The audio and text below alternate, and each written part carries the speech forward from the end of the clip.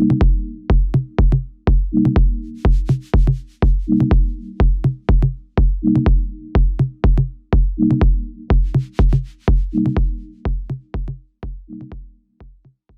evening, everyone. I'm in rainy Nairobi, and Ladama is on the coast.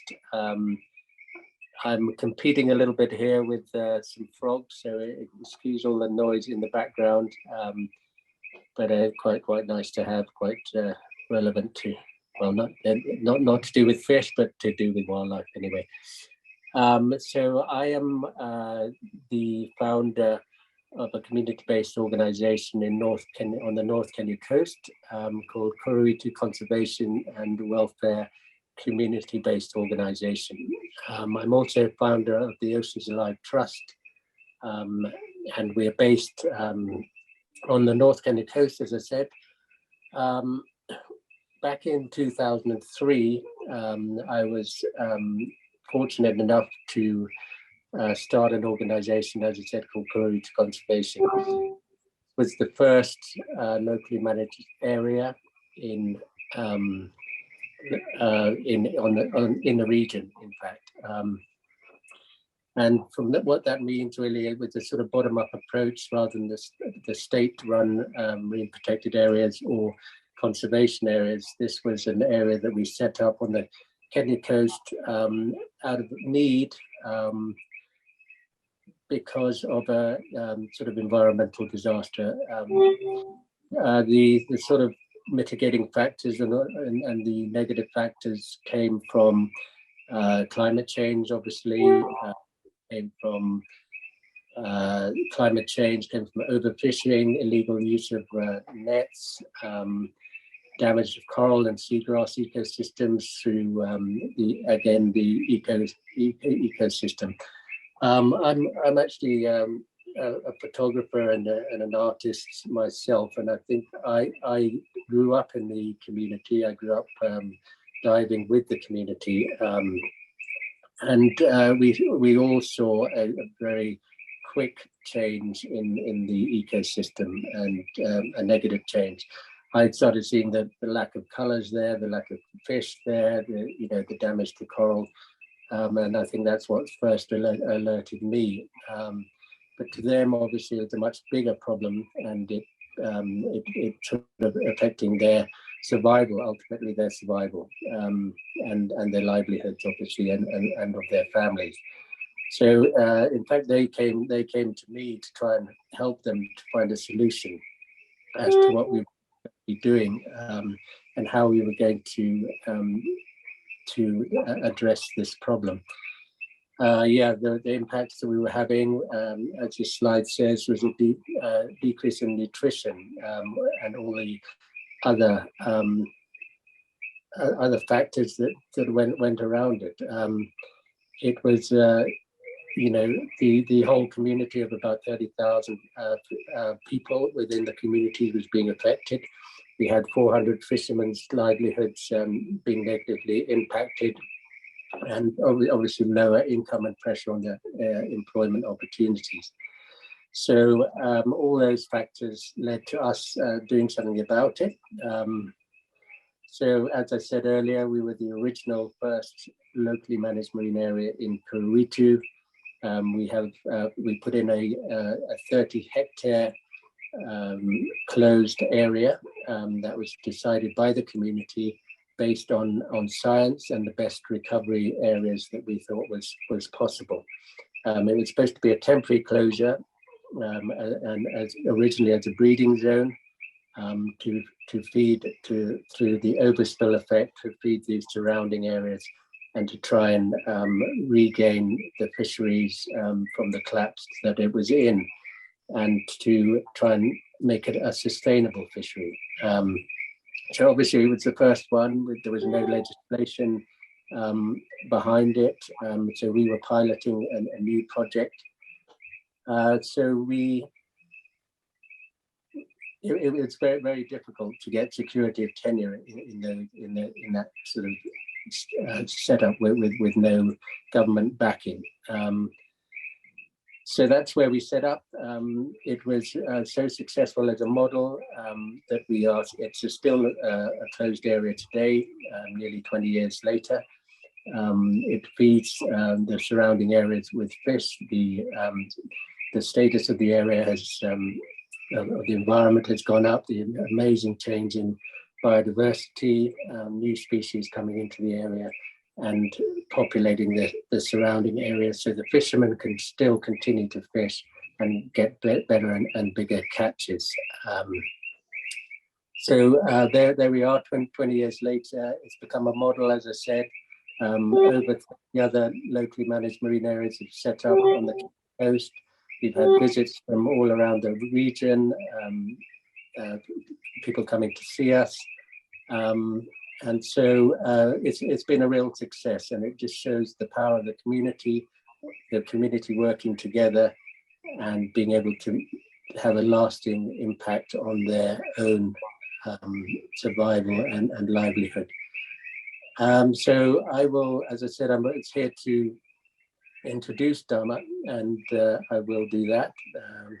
That's the sort of a list of the progress and the milestones we had from 2003. And in 2017, we won the UNDP Equator Prize that was presented in New York in 2017. We had one of our key founder members going over to collect the prize, and a fishmonger lady. So that was a very proud moment for the KCWA, the Kuruwitu Conservation and Welfare Association. Since then, because of the success of this, we started the Oceans Alive Trust, and that is, I will leave to Ladama. I'm supposed to just be the introductory, so I'll leave that to Ladama to carry on and present the Oceans Alive Trust and what we do. So thank you very much. Thanks a lot, Des. And firstly, in how I came aboard this and how I got involved with all of this, it was the drive and the energy of someone like Des and the people who he grew up with, the fishermen around the area and the community, which was just an energy that I could not stay away from. And from there, it kind of introduced me to the wider scope of not only what conservation means, but also the power of community. As you've seen from just this very progressive momentum from 2003, battling and coming together to address this issue, which touched on not only the economics of our community, but the livelihoods, the social aspects, the governance, and the environment. And with one of those and how it can bring the rest, and now all of those on a load coming together to address this and touch onto traditional knowledge, and also address in a space where there was not really a policy in the country at that time between 2003 and 2006, which gave local fishermen on the coast a space to formally come together through policy and through tapping into certain rights to address an issue like this on such a scale with security, and for community to come together and drive that and set the precedent for that is powerful. And, you know, with that being able to influence and get the attention of the state at that time, who recognized the work that was being there, to start to introduce some of this traditional policy and some of this community engagement processes, which happened in Kuruwitu, into policy, is such a powerful ground to get involved in, and such a powerful ground to show the energy and the engine of a community in a conservation space. And from this work that Kuruwitu Conservation and Welfare Association did, it was beautiful, because it ended up being a model, and a model which showed the attraction of a 400% fish biomass increase, a 30% coral recovery, which in the face of a bleaching event in 1998 and an unregulated fishery and the lack of sensitization of the influence of coral on an ecosystem. Now, having this 30% coral recovery is amazing. It's significant. And actually, to this day, some of the work that's happening here has increased, or is, we believe, has increased that number. And touching on the seagrass as well within this space, of a 17% increase and recovery from this degraded space, and all that with the environmental touching onto the livelihoods as it feeds into the fish food, it feeds into the welfares, it feeds into the value chain, it trickled into improving these community livelihoods, and with a more sustainable future coming to play within this scope of the fishery, it added this food security. And this was an attraction, this was a spectacle, especially for neighboring communities, as it showed that here on the marine side is a resource that is so in touch with our livelihoods. But going forward and looking ahead at our futures, we actually, we don't need to be bystanders in this. You know, we do not need to see that we cannot do anything, but actually we look at our neighbors in this sense, and they've been able to move and drive this goalpost from here to here. And there's something that we can do. We do not have to be bystanders. And so this model and this engagement that took place through this Tengefu model, as we call it, where kutenga in Kiswahili means to set aside. So to set aside this area for the sustainability of your community and your environment, this picked up. And as I mentioned earlier, through some of its recognition in policy, whereby in 2007, it began that it was recognized in some of the fisheries policy, it really picked up as an approach that communities could use and tap into for betterment of livelihoods and protection of their own marine areas. And we had guests coming from even wider than our country itself, than Kenya, and to see how the processes were in place to get a community from a dying fishery and a suffering fishery to one that is productive and one that is on the route to sustainability. And through this, it's important to tap into the heroes who came together to do this. And this was a few years down the line, where this continuous practice from those people and the community members who were there and the elders who are a key component of such models on a community context acted as teachers, and whereby these teachers who taught other people and the neighboring communities who had come from even as wide as Eritrea had this peer-to-peer exchange. And it's one thing to be taught by an academic, but to be taught by a peer touches on a different understanding in your mind. It touches on what you do on an everyday basis. And that was powerful.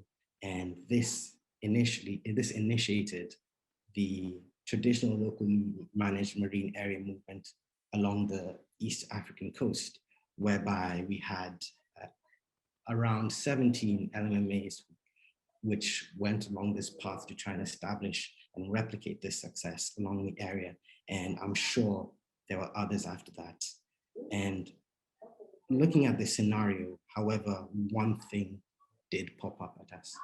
And as much as this model was tried to be replicated, there were some challenges in sustainability, whereby it seemed that the functionality and the operations of the different LMMAs which were set up after were not as sustainable and encountered a lot more challenges.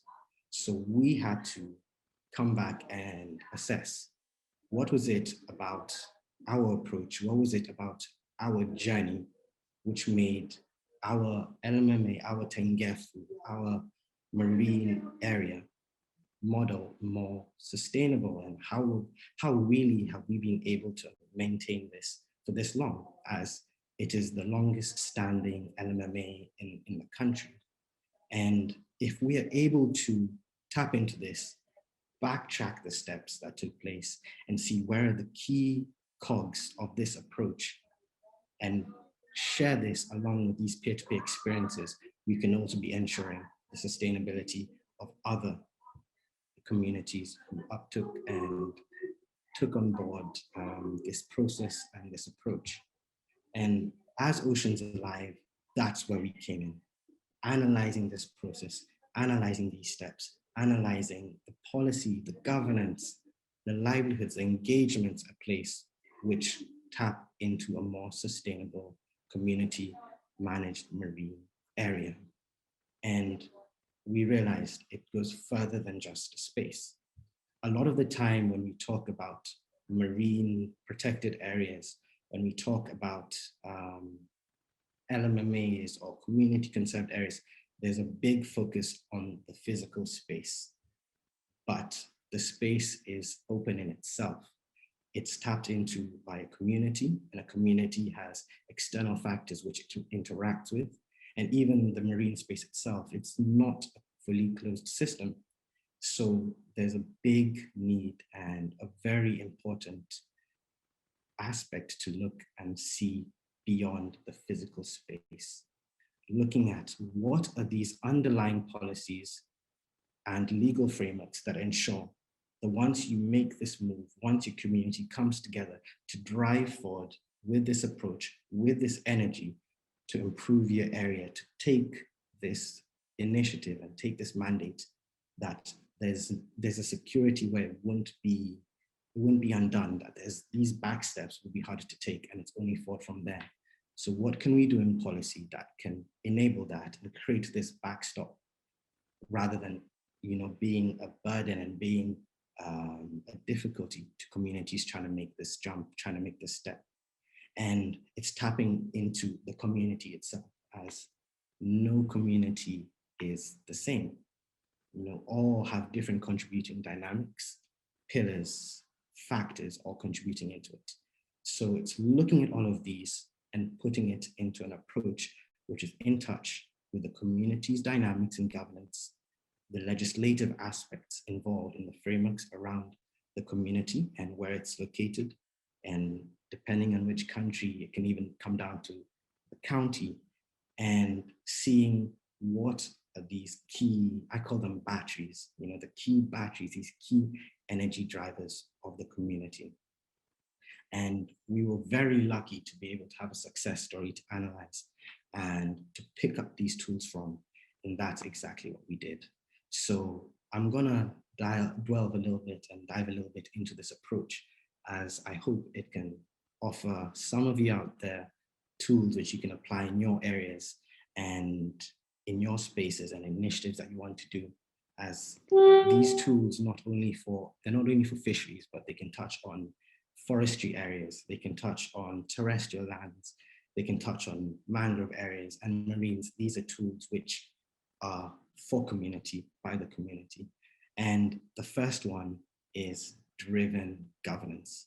How can we equip the communities to have governance structures in place, the capacity to maintain such governance structures, equity in place, to see that voices are heard, to see that the solutions, even from the furthest corners and from the quietest voices, are heard, because even those can be the difference.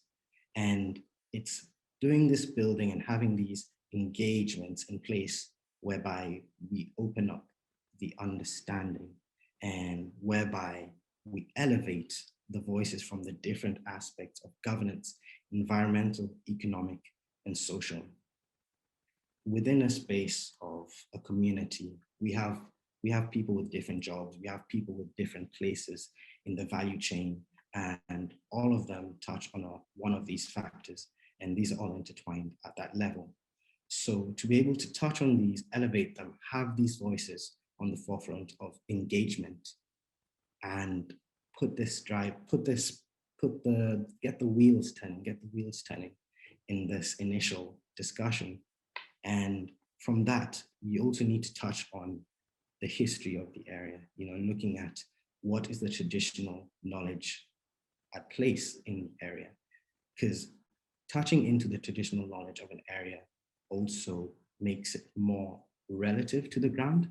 It makes it more easier integrated into the grounded realities. It makes it more understandable, but also traditional knowledge is essentially where a lot of the ideas of our world, the world that we live in, came from.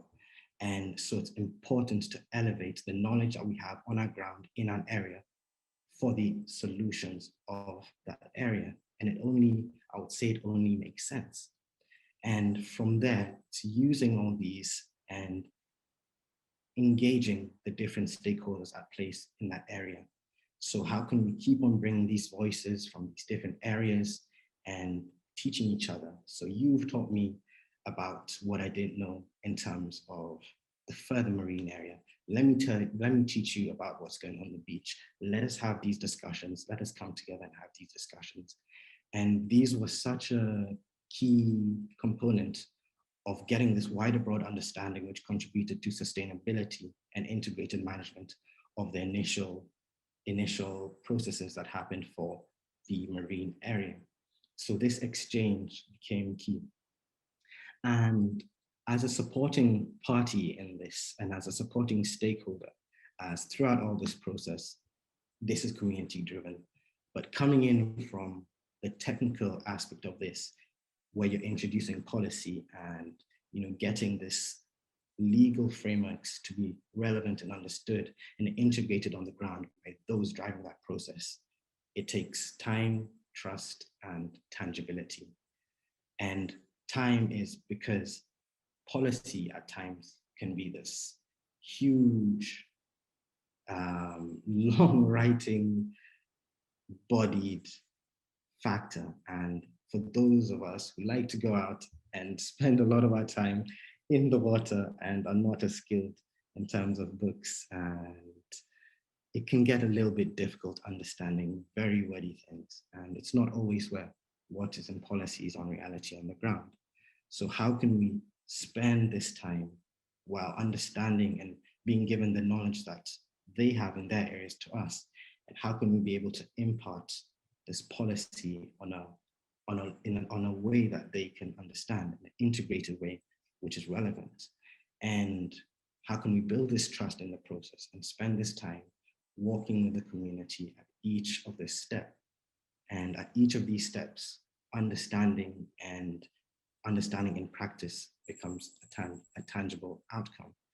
And it's such an inspiring thing to see, where time and trust eventually becomes practice, where you can see this practice and interaction and this collaboration towards addressing solutions. And that came in a lot of the community engagement sessions as we're working towards getting the formalities of this area and establishing this area. More and more exchanges started to happen. And that's the collaboration. Collaboration is key, and collaboration was key. And so once you've got that going, you've started this movement, it's on the road, its wheels are going, but you don't want to backtrack. And there's so many different factors, externally as well as internally, which can come in and cause obstacles, or even sometimes can undo work that's done. And that's why it's important to gain a security which puts in place that when I make this step towards positive change, those who come in, or those factors which now play into us going backwards, we have a ground on which we can stand and fight and hold our ground to say that, no, we will not backtrack, and no, we have a good thing going. We know we are together as a community in this, and this is what's happening here. And that is where us as Oceans Alive were able to look at these processes in place, but also look at the legal framework, the policies at play at that time, which was the 2007 fisheries regulations, and see where are these components in the regulations that can be tapped into by communities to ensure this security. And we found 6 of these policy principles that can ensure this. And these 6 policy principles, once again, are not only for the marine area, but can be applied as on terrestrial land, in forests, and even in wetlands as well, for communities who are making a difference and who are driving positive change for the future of the generations to come. So we broke down this legal framework into a logical sequence. And a logical sequence is always easier to understand. It gives you targets, it gives you milestones, it gives you a process and a guideline on which to work with. And I'm going to go into these processes, which our community also went through and are sharing this with other communities around. And the first one is establishing a legal entity, whereby as a community who is seeking to address an issue linked to your space, it's one thing to set up an initiative or set up a project and get it going, start hitting targets, start hitting goals. However, any day, another entity or another corporation or certain dynamics can come in and push you back. But if you are a legal entity, you have the rights to sue, you have the rights to stand and fight, as you're registered under a certain act, whereby in this case, the community-based organization came together to be registered under the Social Development Act in the Social Development Office. And the other fishery community group that we work with, which is the Beach Management Unit, which is a collective group of fishers represented by an executive body, which they have voted in, which is also registered. Once you are registered and once you're a legal entity, you can tap into the rights of the act or the space in which you're registered under. But this also allows you to set up a bank account. This allows you to be a registered party in different spaces of saving, of investment, of support, being able to receive grants and funding support. So it's very key if a community can itself establish and be a legal entity and be recognized, it can not only preserve itself, fight for its area, but also look at the future. Now, the second bit is knowing where you're working. If you don't know where you're working, then it makes it a little bit difficult, as boundaries are often a space of conflict, and that also can be seen on the land. That also can be seen on the sea. As much as it's this big, wide, open system, there's still boundaries. And being able to know where your boundaries are is your home ground. You know that this here is the space that I'm mandated to manage. This is the space that's close to my heart. This is the space that I want to create the change. And so that's step number 2. After you've been able to register and be this legal entity that can hold your ground on a legal aspect, on financial aspect, receive support, and you know your area, you're starting to develop a certain base of sustainability, whereby with this jurisdiction, you can be able to put it in a map and you can be able to sensitize other people. And when conflicts eventually do come, you can be able to have a reference. A reference also a reference substantiates the ground for, being able to fight and being able to say and be able to contest and say, actually, by this reference, this is where our area is. And it reduces a lot of deliberation and time and negative exchanges. So the third aspect is a resource assessment. After you've been legally registered as a legal entity, you know the space that you're working in, you know your mandated area. It's important to know what's inside it, know what's on the decrease, know what's doing really well, know what's of importance, know what is your key species, what can bring attraction to your area, what is key to your culture. And once you know the status of your area, once you know the status of your natural resource that you depend on for your livelihoods, you can know how to manage it, because we can't manage what we don't know. We will be throwing darts in the dark. But once we know the status of what is in the area that we want to protect, we can create targeted management actions.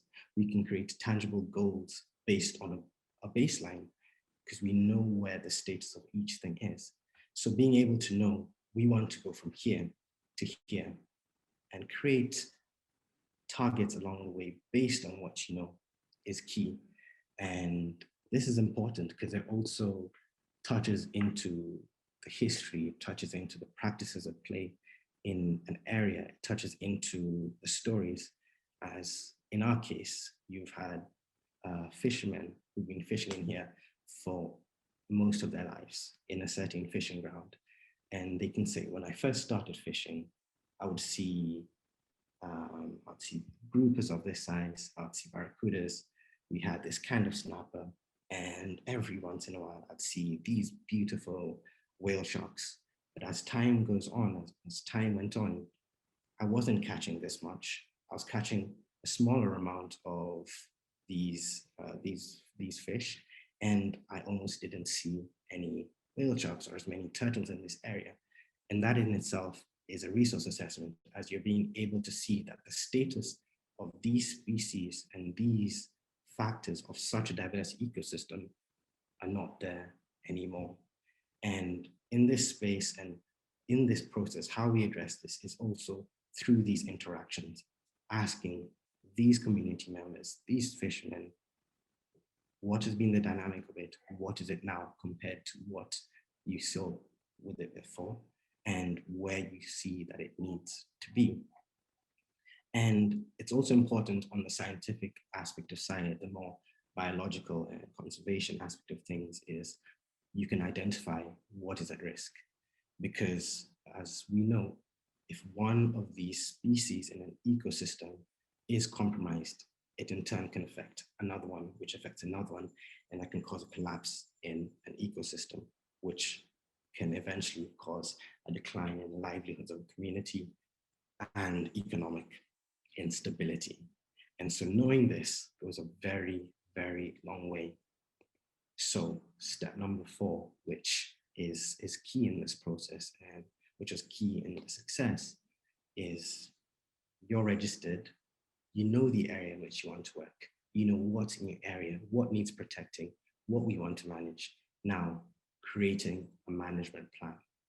And it's not just a management plan, it's a collaborative management plan. So you need to tap into the voices and the solutions and the thoughts of all relevant stakeholders, whereby in this area, you've got the community, you've got the fishermen, you've got all those who are involved in the value chain, from the women who often are the ones who prepare the fish once it's landed and they sell it on as part of the value chain. It can even come down to the shops, you know, the value chain value of what comes in from the fishery ends up being tenfold within the fishery in this space. So it's quite powerful knowing and engaging all these stakeholders, because in turn, they all relate into one effective and dynamic system. So through having a collaborative management plan, you can see within the different parties and the different stakeholders of place in whatever aspects or in whatever sectors they're involved in or they're integrated in, they can have clear roles and tasks and have these responsibilities, and they know that what they're doing in that aspect is feeding to what someone else is doing in their sector. And having this collaborative approach enables a more effective momentum towards tangible actions and a strategy. Through this, what's also key and what was important here is through the success of the community protected area, it created a spectacle. You know, with the 400% biomass increase in fish and the 30% increase in coral restoration and the seagrass and what came with it, it created a great area to go snorkeling. I would advocate for it and say it's one of the best within our Kenyan coastlines. So it'll be great if you can get some of you out there to come snorkeling in here and see what's taking place. And so from there, it's seeing how can we get some of these sustainable streams into what momentum we're building, what processes we're going through. And the community-based organization opened up an ecotourism branch whereby they did snorkeling tours. There was some boat rides, glass bottom boat rides to see the coral, and a little bit off the reef, dolphin watching and things tapping into the success that they've had.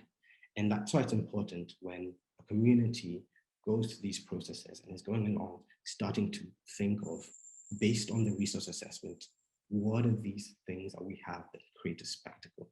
What are these things that we have within our resource that can bolster the financial sustainability of what we want to do? And the goal eventually is to be self-sustaining, not always fully relying on, be it grants, be it investors, philanthropists, but the community themselves, ourselves being able to be self-sustainable and be targeted. And this is very key. And once you engage with a collaborative management process, we know each other's strengths. And being able to take this community through some of these processes, I'm sure, as Des can account for, is it takes time and it takes trust, but it's powerful. So the next process is, once you've created this co-management plan, once you know the area which you're working in, once you know the status of your resources and what the factors contributing it to it are, and you are legal and you've got a legal body, it's important to address what is going to govern us, what is going to govern our legal body that has come together to establish and to create this change. What is going to govern those who come into this space that we want to manage, that we want to see get to a certain level?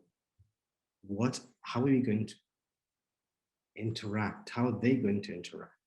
And what's important to that is creating bylaws.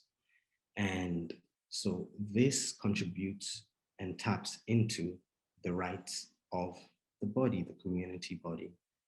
And in this, through bylaws, you can establish fees and fines. The community can establish the guidelines which external parties can come and interact with the marine source in a more positive way.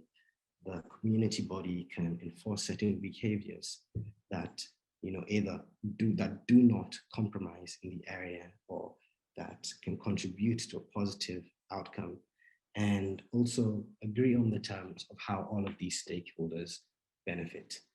Because there comes a time whereby, with success, we need to continue moving together. And that's why it's important to have these interactions and have these sessions to agree on how we're all going to continue to benefit. And in this scenario, we've experienced both sides of it, whereby, in fact, earlier on this year, we had some external fishers coming into our marine space, as it's often the more diverse and has a lot more positive of a biomass compared to other areas. And with these fishermen coming into this space and interacting with it on a negative manner, within a space of 5 days, 6 days, we had turtles washing up on the beach, and which were dead, strangled by illegal nets. And that was, it's tough. And it's even tougher, I can imagine, being in a situation where you've worked so hard for something, and then external factors come in and impact something that you worked so hard for, and you cannot do much about it. You know, you don't know the grounds on which you can fight this. And that's why it's important to have these bylaws. And that's why we were lucky that we were able to have gone through some of these processes whereby we could shortly afterwards establish the Kuruwitu environmental impact team, which can now go out and patrol and see the activities that were happening, have all these stakeholders, both the BMU, the community-based organization, the fisheries on board, and ourselves, and coming together to say, all right, we've gone through these processes, we've put in all of this work, and luckily we now have the grounds to do something about it. Let's go out and see how we can continue to mitigate that. And that in turn has, gotten us to see how we can strengthen our bylaws, tighten our bylaws, because as a legal entity, as a body which has a management plan, we have the right to, we are able to go back to our bylaws and see how can we make these tighter as a community. And that is, it's powerful to have, because if not, the damage that would continue to happen after all of this work, after all of these successes, would be so painful. It would be so painful. And the next step is, the sixth step is getting the security of tenure. And what this security of tenure is and what it entails is having you as a legal entity, you as a community-based organization that is recognized doing certain work in the space, having both your jurisdiction, your plan, and your bylaws recognized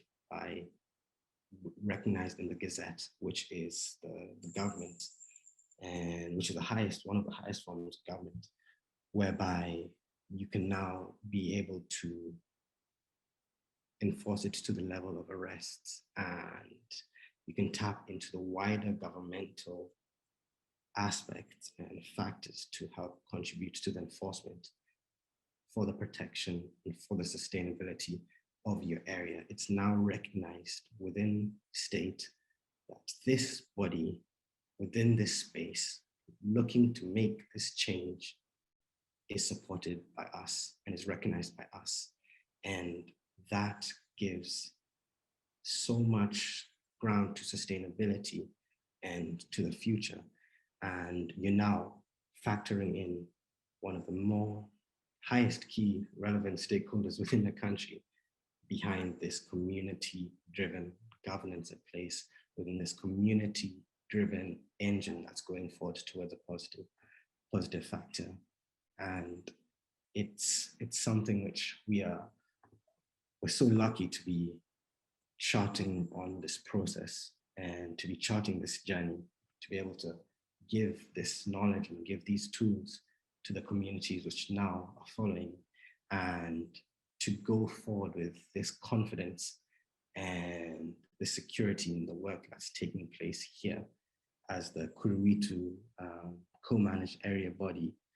And with all these stakeholders behind, it's an energy like no other, and we love this momentum.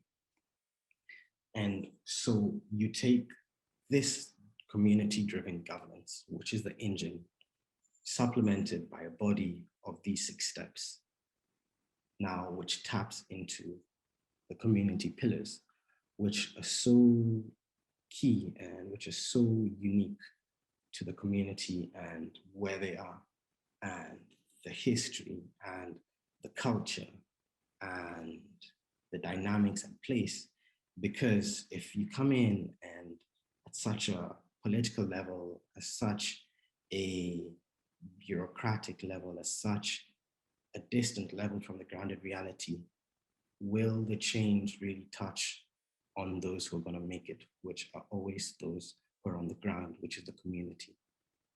They are the ones who are going to drive the change. They're the ones who are going to ensure that this change continues on for generations. So whatever momentum, whatever processes are taking place, need to touch on them, need to touch on their history, need to touch on culture, need to touch on how they interact with the environment. and that comes to knowing them, whereby in this area, being able to know some of these endangered species that we have, already knowing these ecological sensitive zones, whereby you can be told about these by some of the fishermen, who, especially those who go diving.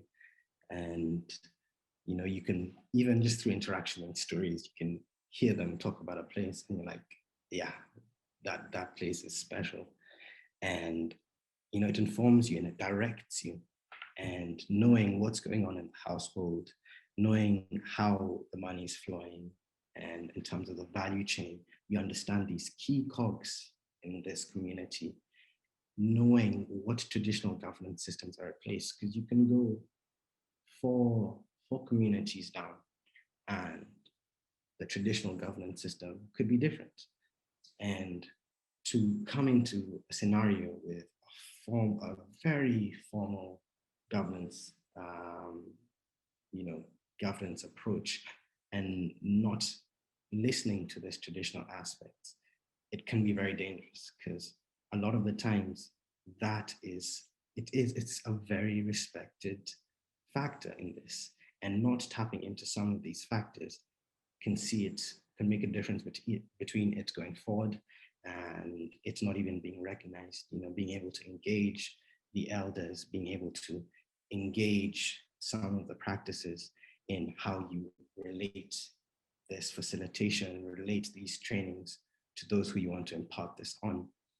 And that was something which is very key and in this process, and I'm sure as Des can attest for this, is being able to have these interactions with the chief and with the elders, you know, hear their thoughts, hear what is the system and what is its history and how really is it placed, before going on to say that this is the policy, this is the regulations, this is the rules. Otherwise, it may never reach the ground, because on the ground, it's the people. And all that is very important in driving this process forward and having this vehicle of community environmental change.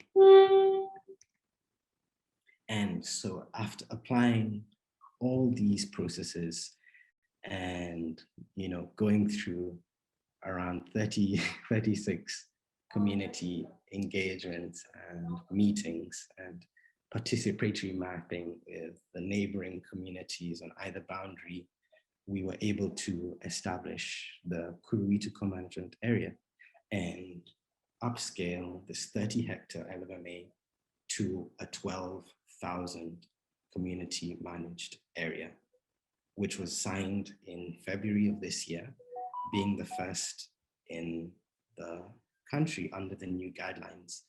And that was just powerful to see, you know, being able to look back all the way to 2003, and where the body, the Kuruwitu Community Conservation and Welfare Association, was formed, to 2006, where the community protected area was formed, and now to this year, where we've got this co-management area with different spots, as you can see on the map.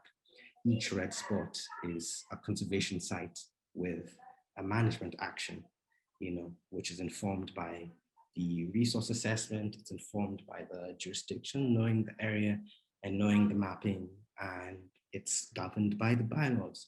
So being able to have these conservation sites with different actions, be it gear restrictions, net restrictions, turtle protection, coral restoration, coral gardening, all being driven by community process. It's a very big pride of ours here on the ground. And once again, any of you find yourself within this area, please feel free and please feel welcome to come and see the work being done here. And as you can see on this picture on the right, this was the participatory mapping process with the 3 neighboring community BMUs, beach management units, whereby every group identified where fishing grounds were, their names, what you'd find in these fishing grounds, and taking an aggregate and tapping into this jurisdiction process and the spatial mapping awareness, we came up with this, and it's great that we can come up with this of our community participatory process.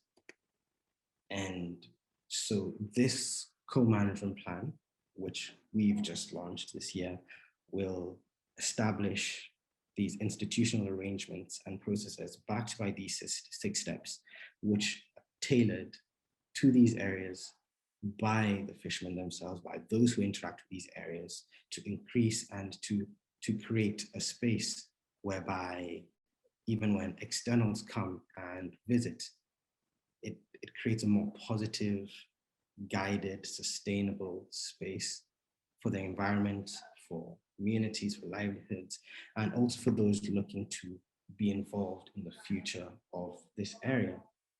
And this is one of the goals of Oceans Live. This is one of the factors in which we hope to embody and replicate up and down, not only our county, but eventually the Kenyan coast, areas protected by those who understand it, best supplemented by stakeholders who can contribute to this engine of sustainability and change and sustainable fisheries.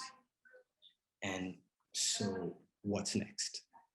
And looking forward, we hope that these processes that we've gone through, these tools that we've been able to tailor, these factors which we've been able to understand, can become a living classroom for the neighboring communities. And not only for this area, but also for, forestries, terrestrial areas, any community body who is looking to create a change and to not be bystanders, and to understand that your momentum, your change, and your hopes are within your reach, they're within your grasp. And those are the tools which you're hoping to provide through this experience, whereby on the right, you can see we had brought in the Kuruwitu BMU Executive Committee, which is the representative body for the fishermen and those involved in the fish value chain within the area, to come and to train them a little bit on coral gardening, whereby we've got one of our employees who's also a local hero and a previous fisherman who's now teaching them on how to do coral gardening. And they were able to identify these spots to do that within the plan. And that is what we're looking forward to doing. We're already seeking to expand our coral gardening initiative, which is happening inside our community protected area, to these other sites within the co-managed area. And it's cool. It's really cool having this momentum. And so not only for us, but also for you out there with certain initiatives taking place, it's very important to consolidate your experience so that you enable that those who follow, especially those communities or those other bodies who follow, do not go through the same challenges that you went through, do not go through the same struggles, do not hit the wall when there's a door, and move forward. So to create an affinity for those who come behind. And we're so privileged as the Kuruwitu co-management body to be able to chart this process. And we're so privileged as Oceans Alive to be able to help with these tools and this consolidation of experience, and to be able to integrate this policy through such initiatives and processes and projects at place within this area, to increase and make it easier for others. And through that, one of the major things which we do, which touches on time and trust, is training and embracing this peer-to-peer exchange, creating spaces, creating a living classroom for those to come and see, for those to come and experience, for those to come and hear from their peers and be inspired and be motivated on how to take what you're doing forward securely. And as we do this, seeking to create a network whereby we are now working with the county on creating a multi-stakeholder forum network which taps in and which collaborates and brings together all the 17 different beach management units and community fishery bodies together to see how they themselves can create a space of knowledge sharing and exchange these experiences and be able to implement or offer these tools at that level, whereby they can now take these to their areas and create aligned to create a more collaborative rollout into such positive spaces. And from there, I just want to say thank you so much for listening, and thank you so much for allowing me and us as Oceans Alive and as the Kuruwitu co-management area body to share this with you. And I hope you can all in some way or form join us or take this on and spread this momentum elsewhere where you are in this change to your space.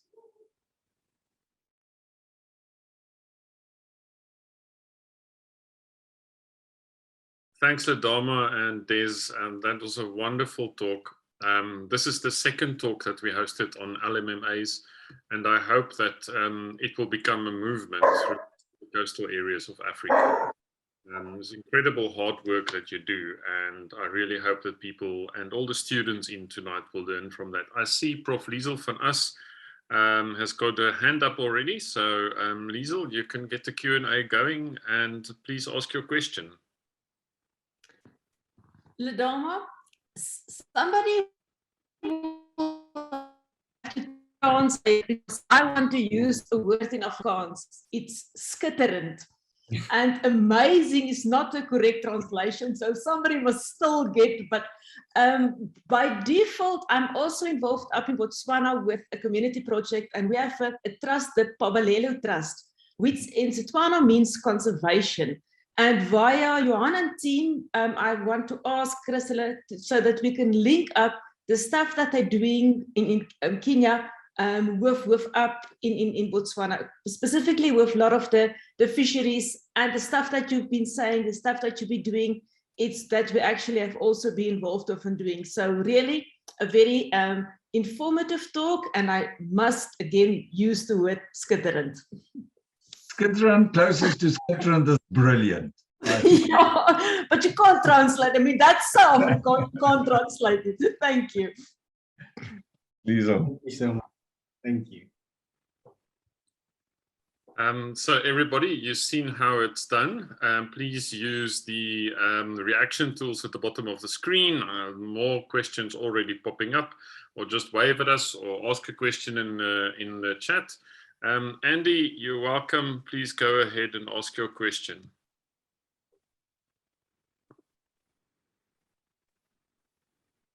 Just working the unmute. Thanks, Ladama. That's just an uplifting, wonderful talk. What a great project. I'm in the UK. We have an issue with plastic pollution here. I wondered if that impacts your community and the fisheries. Yes, it actually does, especially on the shipping side of things. If you look at what is shipped and the level of plastic, be it within certain product industries that is shipped across to the UK. I'm going to speak about pharmaceuticals for one. In terms of pharmaceuticals, it's quite a high level. It's quite at a high level, and also because you need to trace it back to these origin source points. And it's an open system, as I said, the ocean, whereby plastic in one area doesn't stay still in that area. It flows and it moves around. And why I'm touching on the shipping industry is because it's shipping the plastic even before the plastic moves itself, so it's twice. So if we can be able to tackle things at that level and at the source points, for example, with you in the UK before it has the chance to get into the water and go across the coast, where it's true, you know, it does affect the fisheries, and it does affect the fisheries in another area, which is why it's important to think of how the plastics issue in your space is affecting others. When we do beach cleanups here, we pick up plastic from Dar es Salaam, which is in, you know, all the way in Tanzania. And yeah, it's quite it's a reality check that when we say plastic in one area, it's not only static, but it can also come and affect you. It's true, the facts are there, the physical evidence is there. So it's now seeing how we can, once again, to the word collaborate, and share this experience with you, and for you to be able to be an advocate that actually, I've heard that our plastic here is being found in that space, and taking it to the point source and having these collaborative discussions at all of these levels, you know, spaces such like this, it's so important. Yeah, I think there's a project up in Malindi, so up the coast from you, called Sargasso Reclamation, and I think they're looking at how they clear the beaches, clear the fisheries, but they're also turning that waste into an income stream for the communities there as well. I'll try and hook you up somehow. I don't know them very well, but come across them. But it's Sargasso Reclamation. Right, over from me. Thanks again. It was brilliant. Thanks, Andy. Cheryl, please go ahead and ask your question.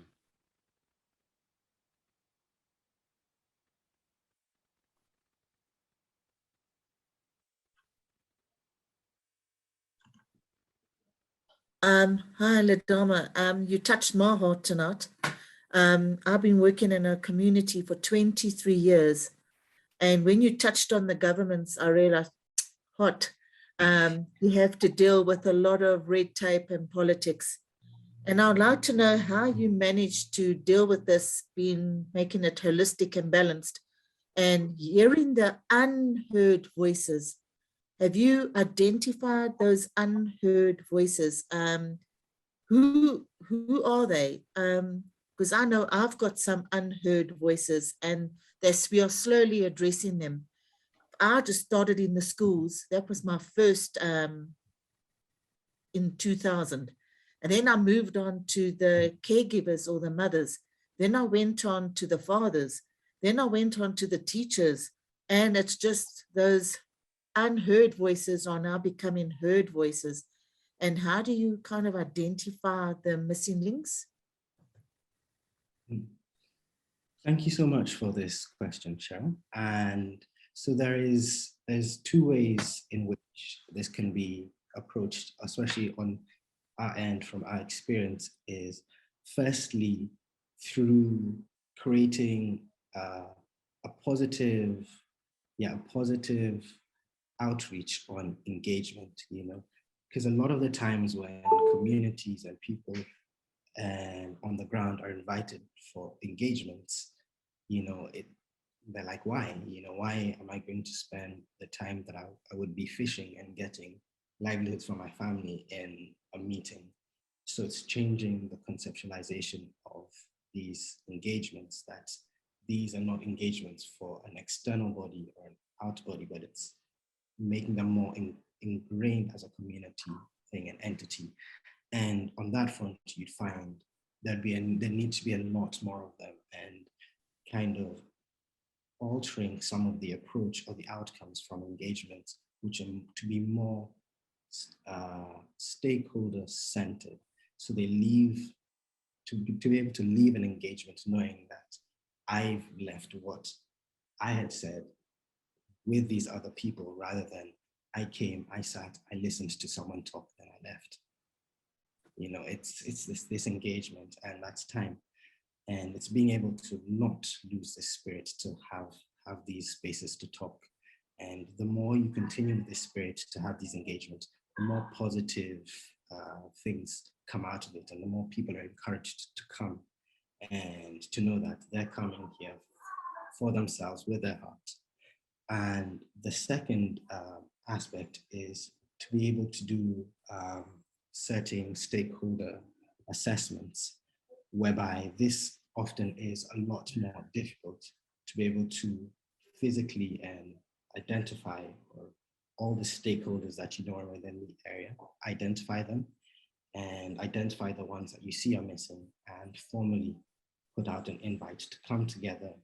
And you can either do breakout rooms in this group of stakeholders who you'd see would engage well with each other, and from there then come together and see what came out of those, and it eventually gives this collective round piece of work from the body. And from there you can be able to have an idea of the level of equity and governance within the bodies. Even on those who are the voices which are not heard, you can actually reach out to them and invite them.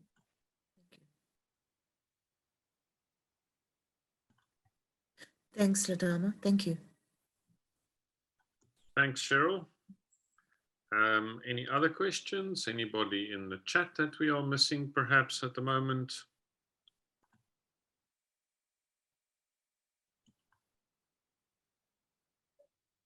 A lot of comments in the chat, a lot of thank yous and congratulations, Ladama, on your talk. I think everybody's learning from it tonight. Thank you so much for this opportunity.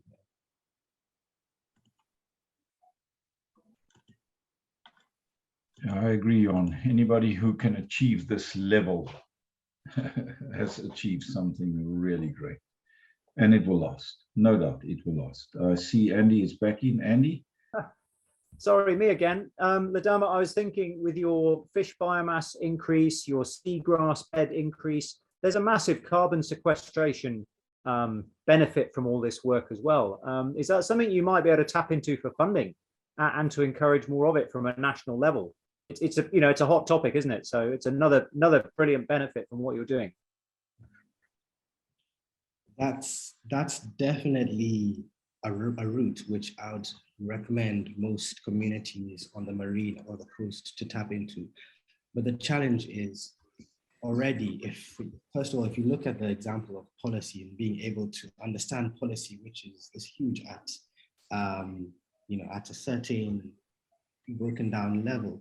Now, carbon sequestration is another thing. It's something whereby information we find is often not made to be easily accessible and not made to be easily implementable, not made to be easily, especially within our area, tapped into. So yes, you've got the certain categories of blue carbon in which you can tap into, but on the level of community to be able to go through that process and to be able to, develop that, the tools are just not provided. It seems that there's a lot of, we need to get more support. We need to get more people who are involved in it, who are in it to share the knowledge and to create this affinity, so that once one community is able to do it, or once one person, it makes it easier for the rest to do it. Yeah, so it's not the most easy thing to get on board, especially for a community-driven practice. If I could just add to that, we are looking at various projects in Kenya. Most of them are working with mangroves, but it all comes down to the same thing at the end of the day. Seagrass, if we can lump seagrass in with mangroves, then I think we have a combination that we can definitely use. So as we spread out our model throughout Kalifi County, 270 kilometers coastline, with a lot of mangrove, a lot of seagrass, I think that's an area that we really could benefit from and develop, and it could benefit the communities through carbon credits, etc., etc. Thanks, Des. Thanks, Andy. You're most welcome to jump in with questions anytime. Also, if Des has something to add, please do so, Des. I'd like to hear from you too. Thank you.